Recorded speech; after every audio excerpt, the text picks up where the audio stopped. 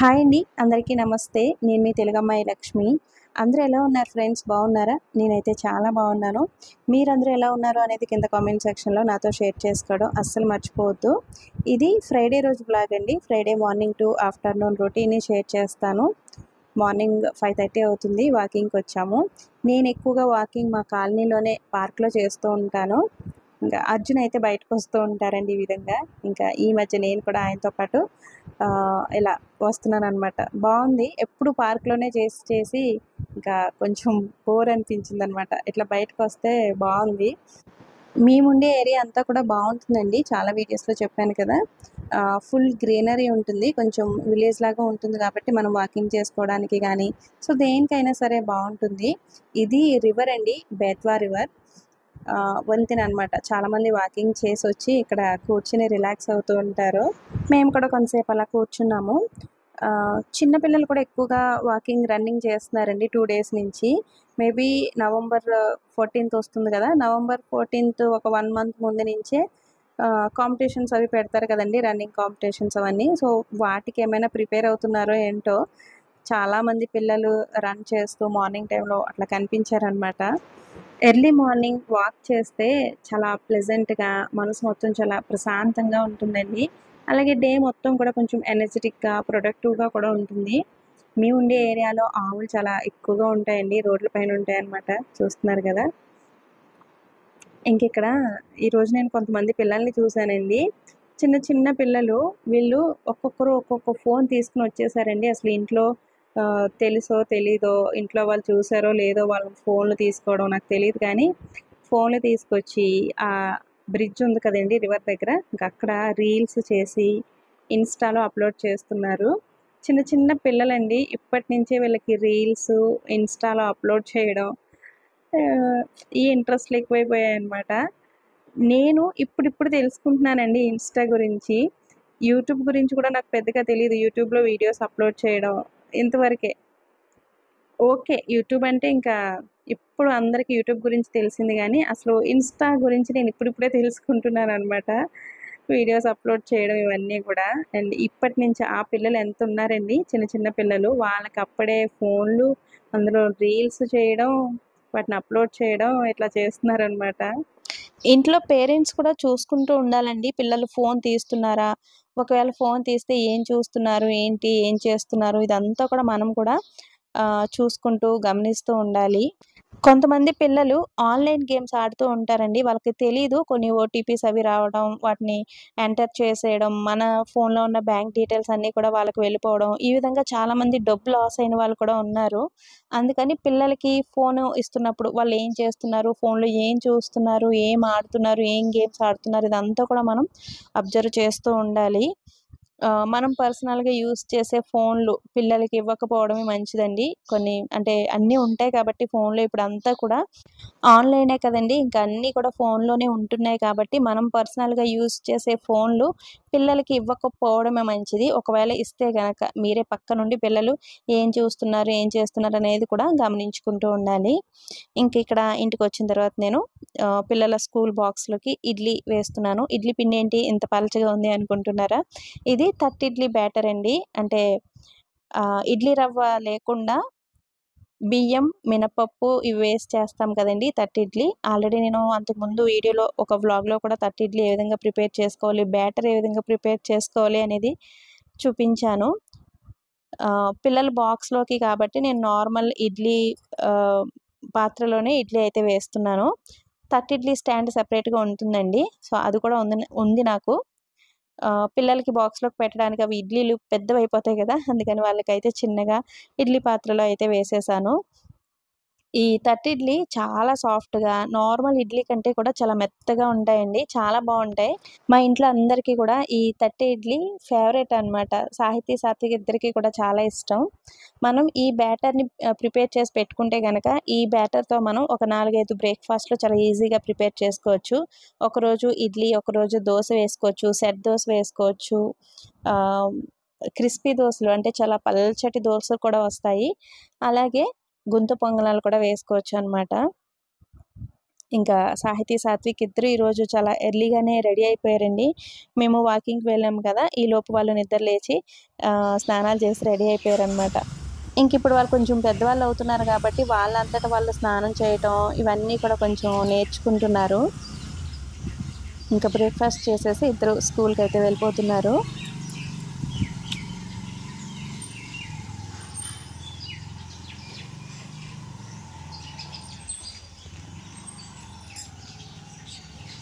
ఇంకా పిల్లలు స్కూల్‌కి వెళ్ళిపోయిన తర్వాత నేనిక్కడ మా కోసం బ్రేక్‌ఫాస్ట్ అయితే ప్రిపేర్ చేస్తున్నాను.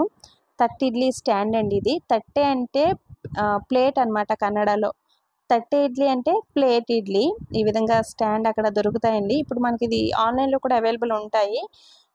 ఈ స్టాండ్ లింక్ నేను కింద ట్యాగ్ ప్రొడక్ట్స్‌లో ట్యాగ్ చేస్తాను. ఎవరికైనా కావాలి అనుకుంటే గనక తీసుకోండి.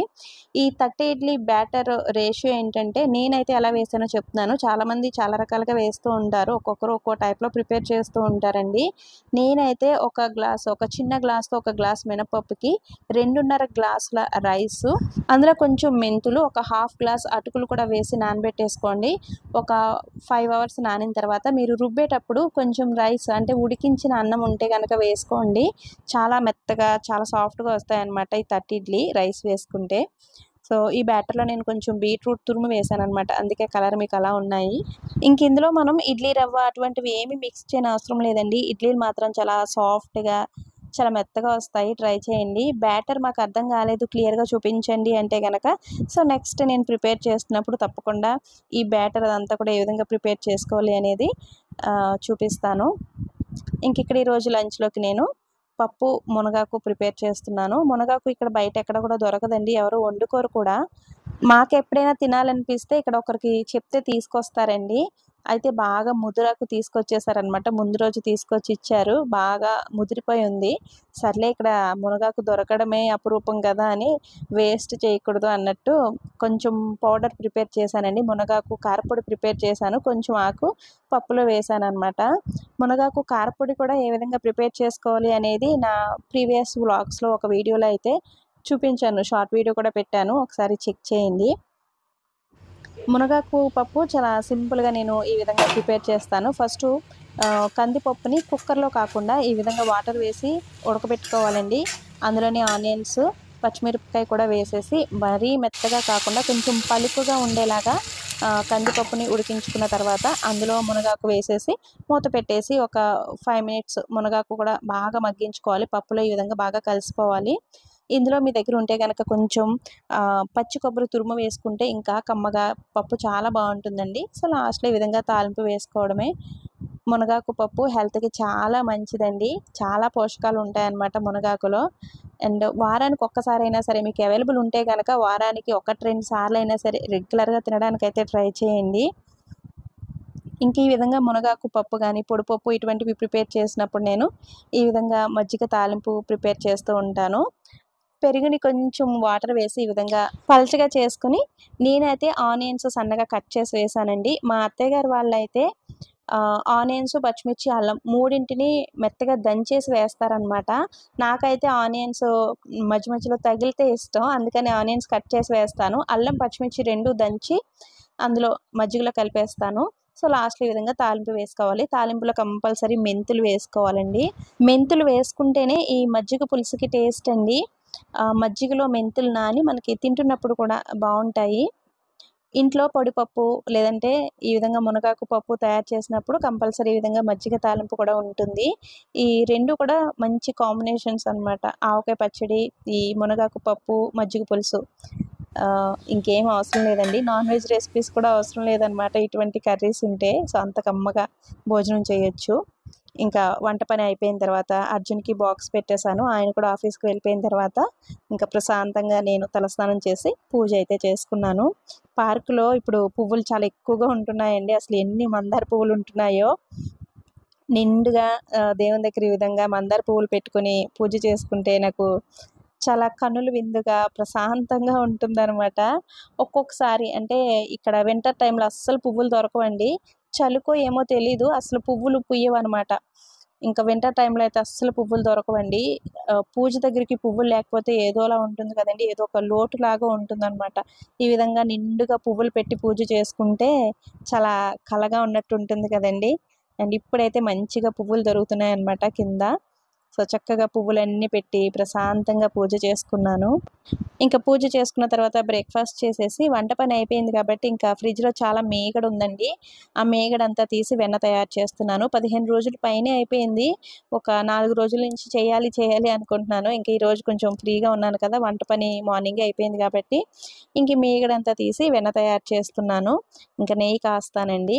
నేను ఊరు నుంచి వచ్చిన దగ్గర నుంచి ఆవు పాలే పోయించుకుంటున్నాం కదండీ! ఇంకా నాటు ఆవు నెయ్యి తయారు చేస్తున్నాననమాట.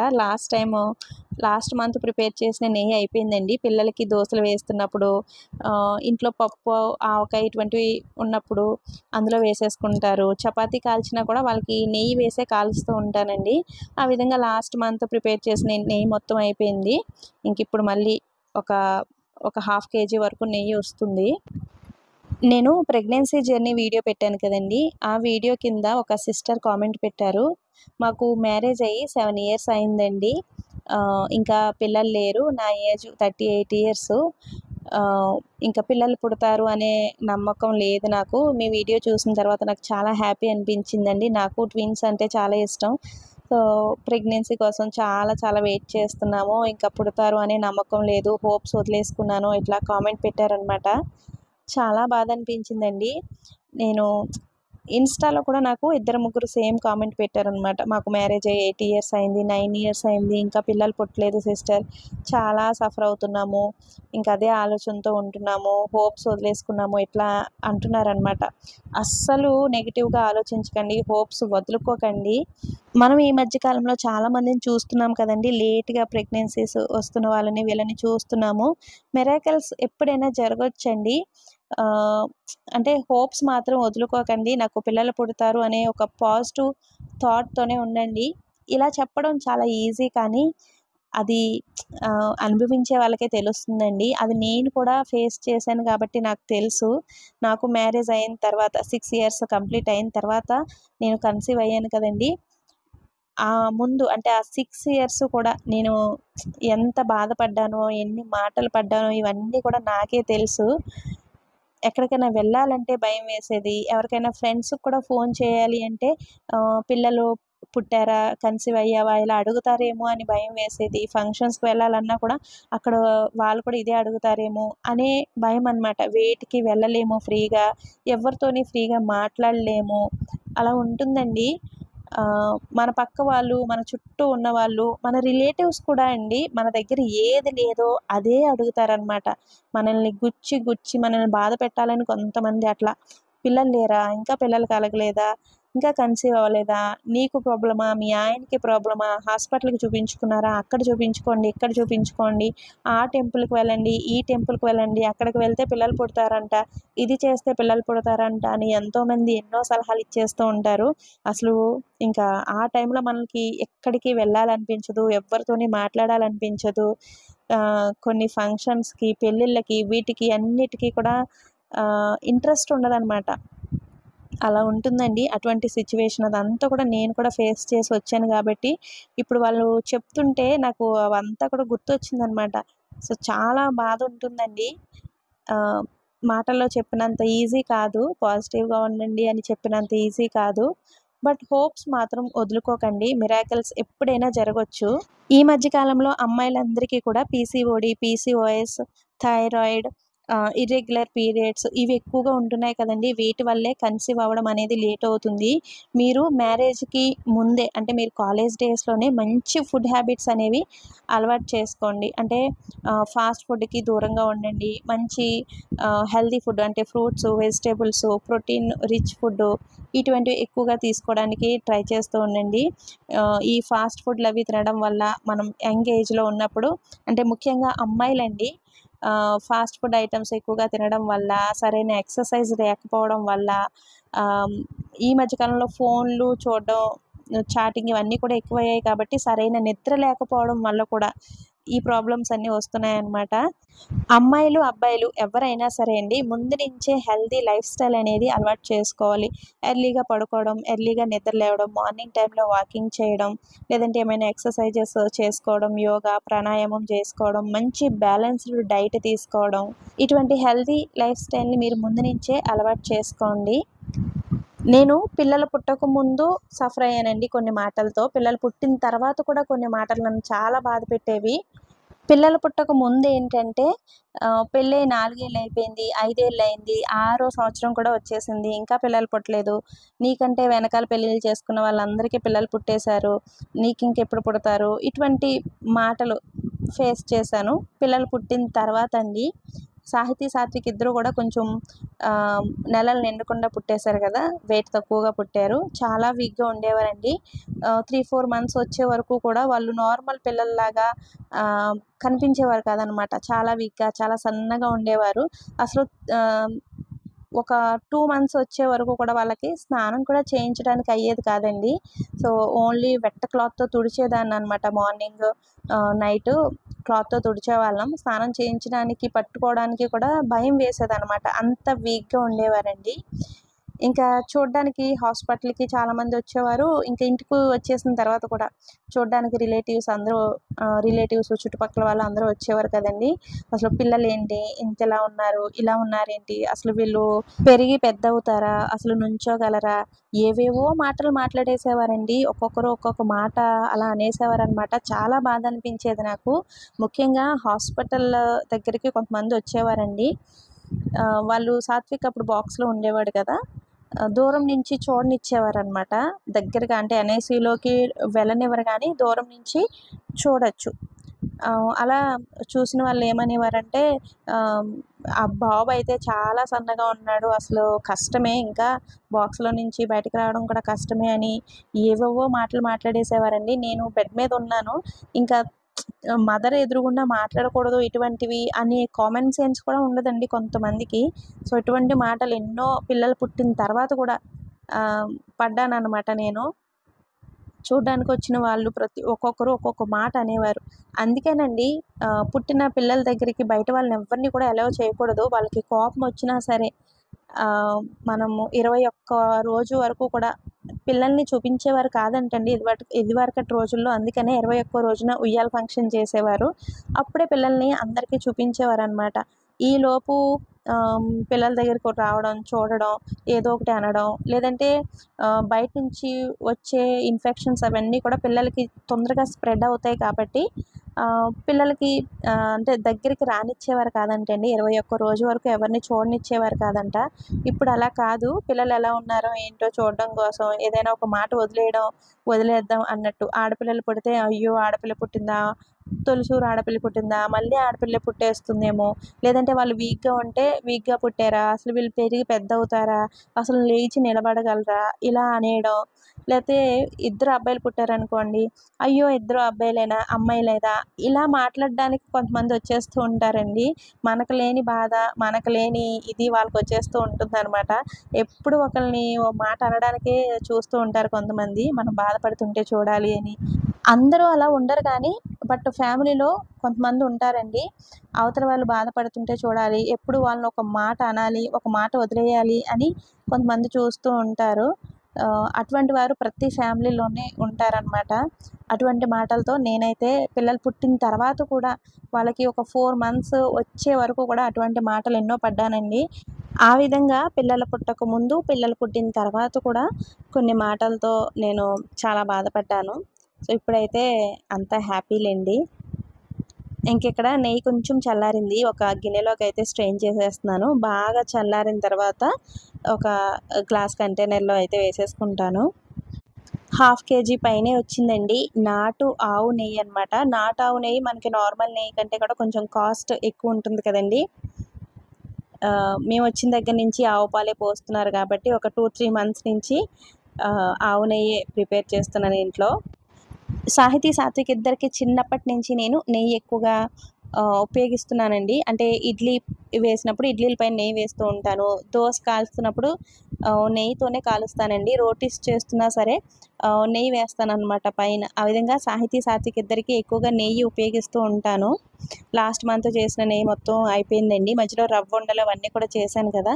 సో, అందుకనే అయిపోయిందనమాట.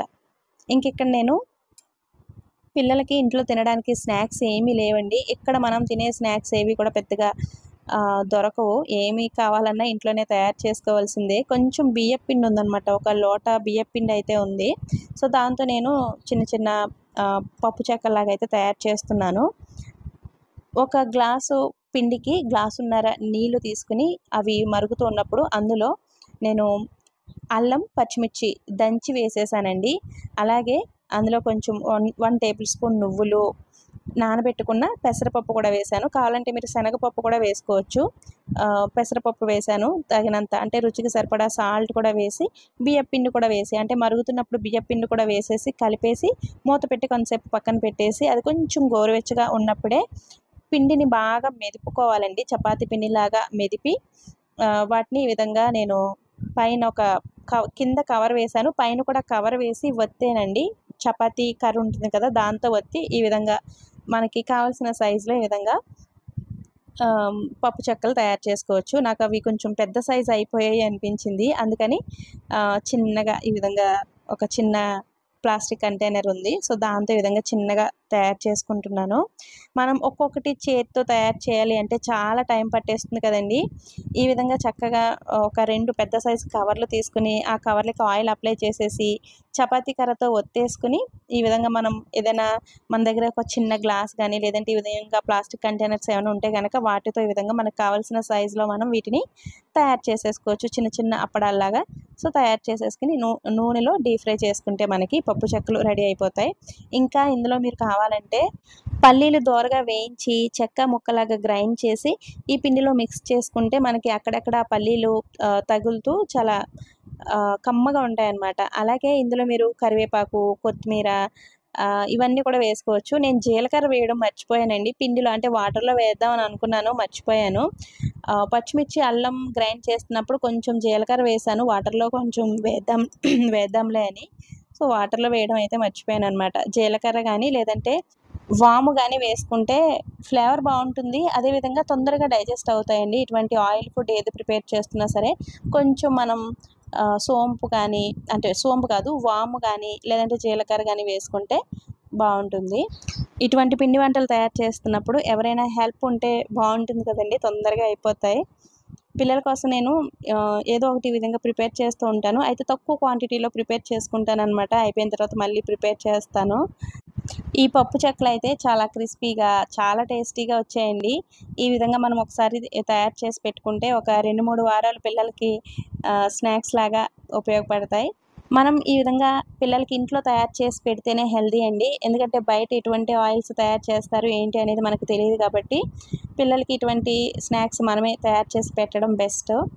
ఇక్కడ మనం తినే స్నాక్స్ ఏవి కూడా పెద్దగా దొరకవండి. అంటే ఇటువంటి మిక్చర్‌లు గానీ, పప్పు చెక్కలు ఇటువంటివి ఏవి కూడా, అంటే కార బూందీ ఇటువంటివి కూడా దొరకవనమాట ఇక్కడ. ఇంకేం కావాలన్నా ఇంట్లో తయారు చేసుకోవాల్సిందే. ఇంకిక్కడ బట్టలు తీగల పైన వేస్తున్నాను. మార్నింగ్ ఎప్పుడో వాషింగ్ మిషన్ ఆన్ చేశానండి. ఈరోజు కిచెన్‌లోనే చాలా టైం పట్టేసింది గదా! వెన్న తయారు చేయడం, నెయ్యి కాచడం, తర్వాత ఈ పప్పు చెక్కలు తయారు చేయడం వీటితోనే సరిపోయింది. ఇంక నా పనంతా అయిపోయిన తర్వాత బట్టలన్నీ తీగల పైన వేసేసాను. సాత్విక్ ఇద్దరు స్కూల్ నుంచి వచ్చేసారండి. వాళ్ళకి భోజనం పెట్టేసి ఇంకిక్కడ బట్టలవి సర్దుతున్నాను. ముందు రోజు నైట్ విశాల్ మార్ట్‌కి వెళ్ళాము. సాత్విక్ ఇద్దరికి ఒక 3, 4 మంత్స్‌కి ఒకసారి విశాల్ మార్ట్‌కి వెళ్ళి ఇంకా వాళ్ళకి రెగ్యులర్ వేర్ అంతా కూడా, అంటే నైట్ డ్రెస్‌లు, ఈ విధంగా టీ షర్ట్స్ ఇవన్నీ కూడా విశాల్ మార్ట్ నుంచే తీసుకొస్తూ ఉంటానండి. బావుంటాయి అక్కడ. కలర్స్ కానీ, క్వాలిటీ గానీ మనకి రీజనబుల్ ప్రైసెస్ ఉంటాయి కాబట్టి బావుంటాయన్నమాట. ఎప్పుడు కూడా 3, 4 మంత్స్‌కి ఒకసారి పిల్లలకి కావాల్సిన రెగ్యులర్ వేర్ అంతా కూడా విశాల్ మార్ట్‌లోనే ఎక్కువగా తీసుకుంటూ ఉంటాను. సాత్విక్ అయితే బానే దొరికాయి. ఒక 6 టీ షర్ట్స్, ఒక 3 నైట్ ప్యాంట్స్ తీసుకున్నాను. కానీ సాహితమ్మకి అంతగా కుదరలేదనమాట. అక్కడ కిడ్స్ వేర్ పెద్దగా లేదండి. ఇప్పుడు ఒక 2 మంత్స్‌లో వింటర్ స్టార్ట్ అవుతుంది కాబట్టి ఎక్కువగా వింటర్ వేరే ఉంది అక్కడ. సాహితమ్మకు మాత్రం ఒక 2 టీ షర్టులు మాత్రమే తీసుకున్నాను. మిగిలినవి నాకేం పెద్దగా నచ్చలేదు. నైట్ ప్యాంట్లు మాత్రం తీసుకున్నానండి. సాహితమ్మకు ఒక 4 ప్యాంట్లు అయితే తీసుకున్నాను. ఇవేంటంటే బయటకు వెళ్తున్నప్పుడు కూడా వేసుకోవడానికి బాగుంటాయి కదండి, అందుకని సో ఈ విధంగా ప్రింట్ ఉన్నవి తీసుకున్నాను. ఎక్కువగా కలెక్షన్ అయితే ఏం లేదండి. వింటర్ వేర్ ఎక్కువగా ఉందన్నమాట. స్వెటర్స్, టోపీలు, చేతికి వేసుకునే సాక్స్లు ఇవే ఎక్కువగా ఉన్నాయి. వింటర్ టైంలో వేసుకునే ప్యాంట్లు అవే ఉన్నాయన్నమాట. సో పిల్లలకి కిడ్స్ వేర్ పెద్దగా ఏమీ లేదండి. ఉన్న వాటిలోనే కొన్ని మంచివైతే చూసి తీసుకున్నాను. సాహితమ్మకి 3/4 ప్యాంట్లు, చిన్న నిక్కర్ల టైప్‌లో ఉంటాయి కదండీ, అటువంటివి బాగా ఇష్టం అనమాట. అయితే ఇంకొక 2 మంత్స్‌లో ఇక్కడ వింటర్ స్టార్ట్ అవుతుంది కాబట్టి ఇంకా వాటితో పెద్దగా ఆహ్, యూజ్ ఉండదు. అవి వేసుకోవడమే కుదరదండి, ఇంకా ప్యాంట్లే వేసుకుంటారు. ఇంక అందుకని అప్పుడు కూడా యూజ్ అవుతాయి కదా అన్నట్టు నైట్ ప్యాంట్లు మాత్రమే తీసుకున్నాను. షార్ట్స్ 3/4 ప్యాంట్లు అటువంటివి ఏవి కూడా తీసుకోలేదు. ఇటువంటి టీ షర్ట్స్ ఉన్నాయండి సాహితమ్మకి. ఇవేంటంటే ఎప్పుడైనా బయటికి వెళ్ళేటప్పుడు అలా వేసుకోవడానికే బాగుంటాయి. కొంచెం కాస్ట్ కూడా ఎక్కువ అనమాట. ఇవి 300 ఎంతో పడింది ఆ టీ షర్ట్స్ అయితే. సో అందుకని ఒక 2 టీ షర్ట్లు మాత్రమే సాహితమ్మకి తీసుకున్నాను. ఇంక ఇవైతే సాత్విక్ కోసం తీసుకున్నానండి. ఆల్రెడీ ఇప్పుడు ఒకటైతే వేసుకున్నాడు. ఒక 3 నైట్ ప్యాంట్లు ఇట్లా తీసుకున్నాను. విశాల్ మార్ట్‌లో కిడ్స్ వేర్ చాలా బాగుంటుందండి. టీ షర్ట్స్ అవన్నీ కూడా బాగుంటాయన్నమాట. క్లాత్ అవి బాగుంటాయి. రీజనబుల్ ప్రైస్ ఉంటుంది. డీమార్ట్‌లో కూడా బాగుంటాయేమో తెలీదు నాకు.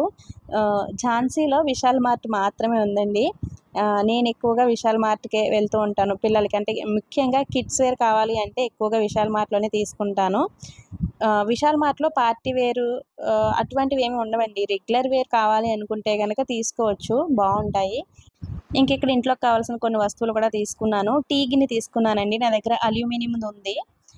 స్టీల్ యూజ్ చేద్దాము అన్నట్టు స్టెయిన్‌లెస్ స్టీల్ టీ గిన్నె ఒకటే తీసుకున్నాను. ఇది 100 రూపీస్ అండి. ఇంకా చిన్న చిన్న ఇటువంటి గిన్నెలు తీసుకున్నాను. ఆల్రెడీ నేను లాస్ట్ టైం వెళ్ళినప్పుడు కూడా తీసుకున్నాను ఇవి.